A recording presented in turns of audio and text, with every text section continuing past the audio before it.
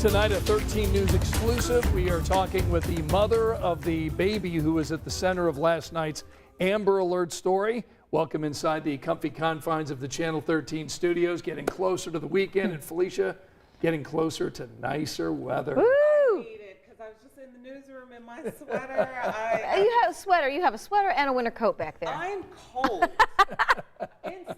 I'm cold outside. I'm cold in the car. My house is cold. Oh, you know, sorry. and you know how you're flipping back between seasons. Yes. With air conditioning And clothing and all yeah. that. Yes, I know. That's what we're dealing with. But you know what's coming back? The 70s. I Yes. know. Tomorrow.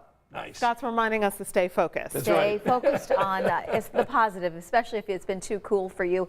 We did get into the upper 50s and low 60s today. It is going to be chilly tonight, so if you're like Felicia, you're going to need the jacket, sweatshirt, sweater, winter coat out the door tomorrow morning.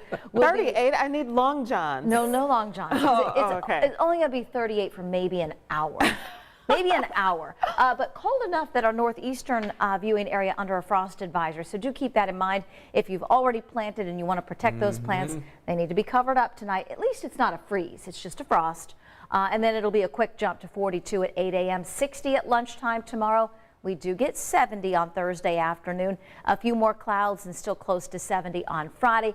And still watching a weather system that looks to at least bring a chance of a couple of showers around late Friday afternoon. Friday night may linger into early Saturday. All indications are this is a weak weather system and it will be in and out of here by the time we get into Saturday morning. And Saturday morning is important because that is the mini marathon. Yeah, there's only 20,000 people, depending on that forecast. They're going to be participating in that on Saturday morning. Yeah, but setup crews and things like that. So All the volunteers. All the volunteers. Entertainers, yep. That's true. You guys get up early and are out early, so we'll continue to fine-tune the timeline of when we think the rain is going to exit. But at this point, it does appear it's gone by sunup on Saturday. And you know what? She's got 80s in the long-term forecast. Yes. We need it. Bring it on. We bumped up Sunday to 82.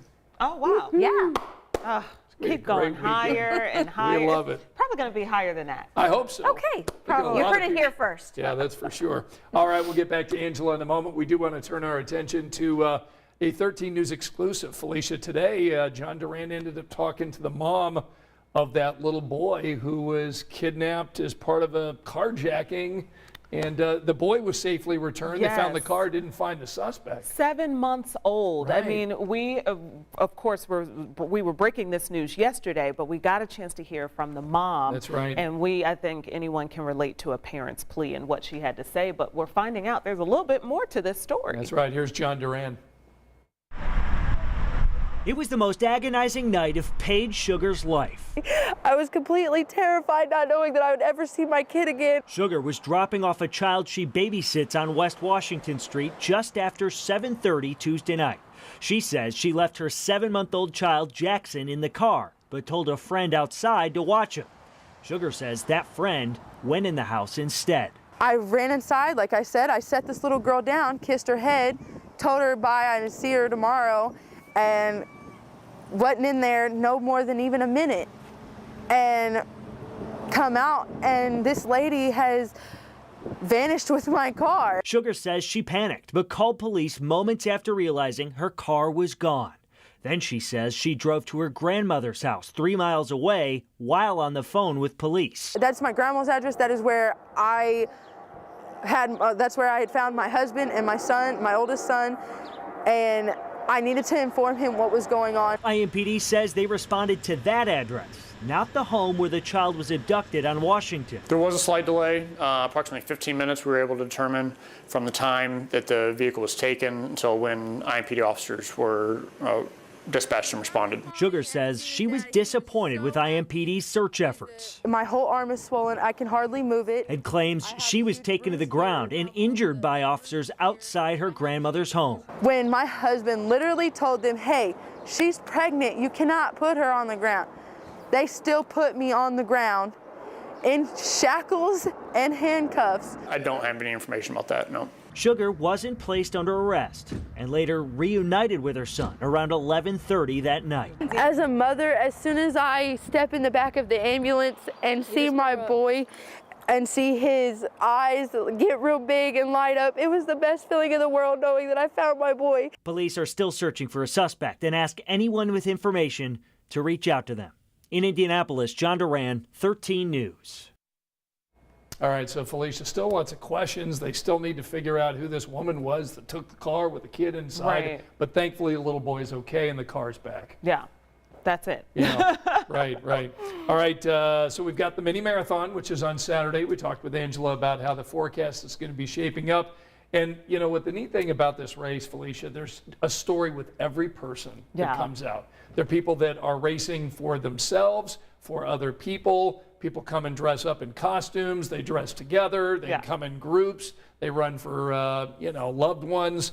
And we found a visually impaired runner who is going to be running by faith, and our Jalea Brooks has that story for us. It was a cold and wet day when I caught up with Oscar Johnson and Idese Thomas. Down and back, just easy try.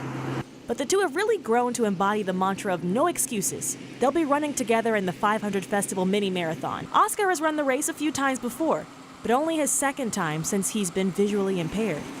I have Leber's hereditary optic neuropathy. I went to work at 6:30. At 7:01, my sight was completely gone. It just, both eyes, it just disconnected like you disconnect a TV. It's a genetic disorder, but at 52, Oscar found himself living a very new normal. But he's found light in his love for running. It gives me that freedom of just being in the outdoors, that freshness, that openness, you know, so that's where it gets me where, you know, it seems like I'm free again, you know, I'm not giving up. He worked with Idese for years, but their close friendship was one that neither of them saw coming. For the second year now, Idese and Oscar will run the Mini together, Idese as Oscar's guide. It gets fearful because you don't know what's in your way. But by him being my eyes, it just, you know, the fear is not there. I know he's there with me. But Idese will be the first to tell you it's Oscar that's been guiding him. I said, hey, look, first of the year, I want to get my body back because I was sitting there at 315 pounds, just literally wasting away.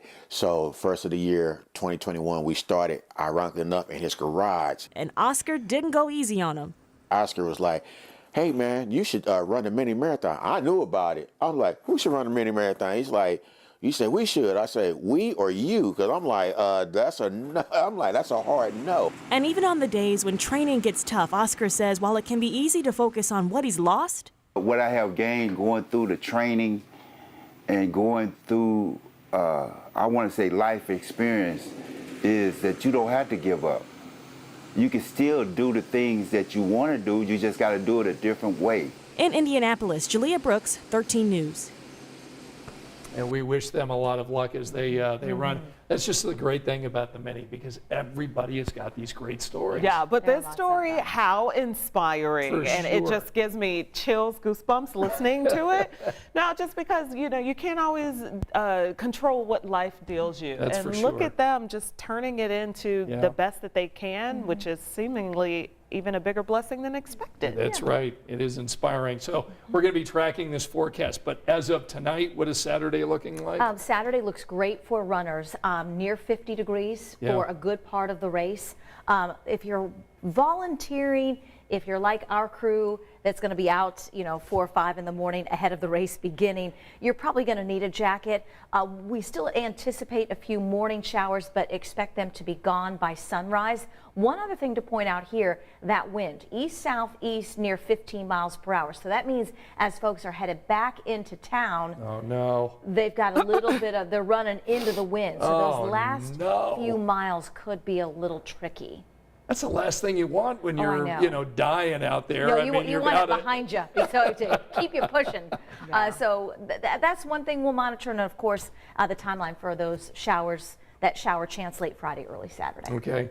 Felicia and Ann and I are with you beginning at 6 a.m. on Saturday. We'll have coverage up until 10. It will be an early start, but we'll be sending all of our prayers to the runners. Yes. Yes, You know, we it's going to will. be neat because I am going to look forward to your interviews with all these people down in the various corrals. You're going to be surrounded with people. Everybody's going to be fired up. They're going to be like, hey, Felicia. If you see us out there, come find us, come say hi, only if you're bringing good greetings. Right, right. Come find us. Yeah. Do you get people before they start? Yes. Oh, so that's good. usually, and you know, they do it in waves. Yes. Yeah. So you're getting people on the front end, you know, where they're getting all hyped up. Yeah. Some might be a little nervous, and so those waves gives you time to really chat with people Yeah. and hear their stories. It's so great. And Chuck Lofton is going to be back with us this year. Yes, and I believe, does he get to wave the green He flag? does. He So gets to that's wave awesome. one of the green flags to get it going. So it's going to be a big day. We've got a whole cast of thousands that will be out covering this race for you, again, 6 to 10 on Saturday morning. All right, we've got some work to do because we need to get the news on the air in about 50 minutes over on Channel 13. So we'll be doing that. Hang in there, and we'll see you in about an hour over on 13. Good night.